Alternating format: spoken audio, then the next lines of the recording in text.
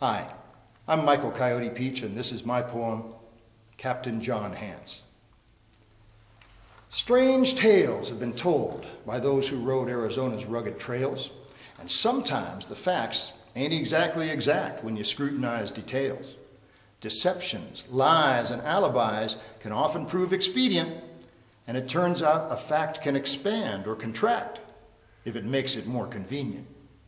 Now, Captain John Hance was a master of romance on a scale phantasmagorical. By stretching the truth, he'd grown long in the tooth and well known as a Grand Canyon oracle. A well-worn yarn he'd trot out on the barn on almost any occasion. He'd exercise his choppers and pop out a whopper at the slightest provocation.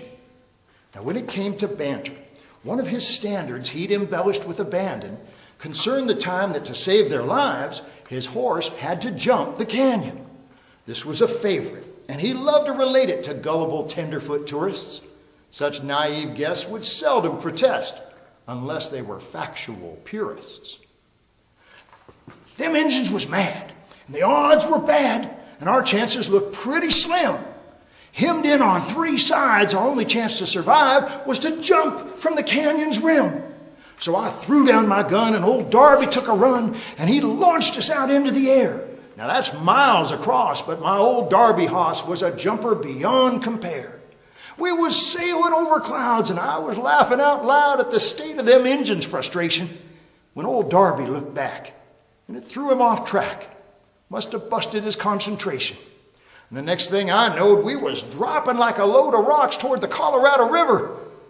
The ground was a-coming fast, and it looked like we'd be smashed. But right about then, I remembered I've always maintained that old Darby was trained to respond to my every demand. So if I wanted to stop this precipitous drop, all I need do is give the command. So I hollered out, "Whoa!" and we started to slow as old Darby, he jammed his hooves down, and we came to a halt well below heaven's vault, hanging just a few feet off the ground. Though mightily frighted, I swung down and alighted, and I have to admit I was thrilled. But my poor horse had plummeted thousands of feet. So unfortunately, old Darby was killed. Now, all agree that Arizona's Grand Canyon is one of God's greatest creations. But for some, it was a fitting backdrop for the captain's fantastic fabrications. The depth and the breadth of its gorges is breathtaking and inspirational. But to watch John Hance hoodwink a tourist was nothing short of sensational. Half the attraction of the canyon was to witness John Hance pull a fast one, and the only thing certain was that his next tall tale would be bigger and wilder than his last one.